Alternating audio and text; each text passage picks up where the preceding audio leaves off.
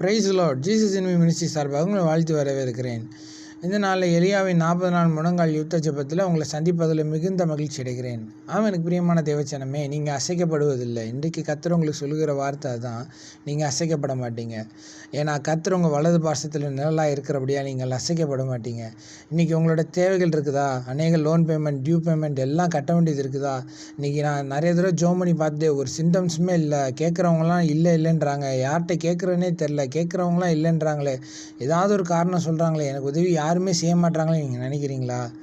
ஆண்டவர் நிச்சயம் உங்களுக்கு உதவி செய்வார், கவலைப்படாதீங்க.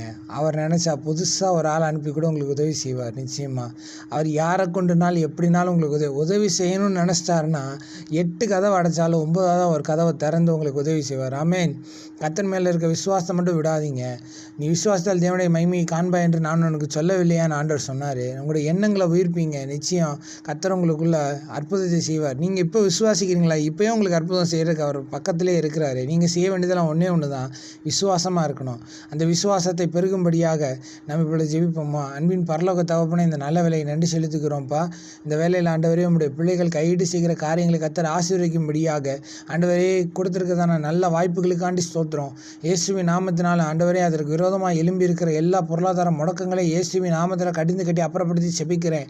எப்பத்தா திறக்கப்படுவதா என்று சொல்லி விசாலமான வாசலை திறக்கிறேன். ஆண்டவரே பணம் வைத்து கொண்டு ஆண்டவரே கொடுக்காம ஆண்டவரே வைத்திருக்கிற ஆண்டவரே கர்த்தர் நியமித்த நபரை கொடுக்க விடாமல் இருதயத்தை கடினப்படுத்தி வைத்திருக்கிற பொல்லாத சத்துருவின் கிரியைகளை இயேசுவின் நாமத்தில் கடிந்து கட்டி அப்புறப்படுத்தி செபிக்கிறோம்ப்பா. உடைய பிள்ளைகளை நோக்கி உதவி கரத்தை நீட்டும்படியாக நாங்கள் செபிக்கிறோம். ஆண்டவரே காலத்தையும் நேரத்தையும் சூழ்நிலையும் மாற்றுகிற கர்த்தர் ஆண்டவரே இஸ்ரவேல் ஜனங்களை விடுவிக்கும்படியாக பார்வோனின் இருதயத்தை கடினப்படுத்தின கர்த்தர் ஆண்டவரே இவர்களை விடுவிக்கும்படியாக ஆண்டவரே பிசாச செய்கிற எல்லா முயற்சிகளும் வீணாய் போவதாக இயேசுவின் நாமத்தினால ஒன்றும் வாய்க்காமல் போவதாக ஆண்டவரே.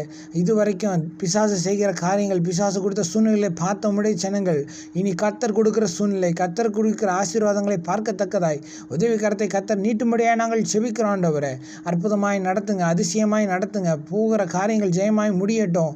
ஆண்டவரே கைட்டு செய்கிற காரியங்கள் ஜெயமாய் முடிக்கட்டும். தேடி வந்து ஒத்தாசை வரட்டும் இயேசுவின் நாமத்தினால. ஆண்டவரே எல்லா காரியங்கள் கைகூடி வருவதாக என்று சொல்லி நான் செபிக்கிறேன்ப்பா. பெரிய காரியங்களை செய்யுங்க, அற்புதமாய் நடத்துங்க. ஆண்டவரே நீதியின் வலது கரத்தினால் தாங்க வேண்டும் சொல்லியிருக்கிறீங்களப்பா.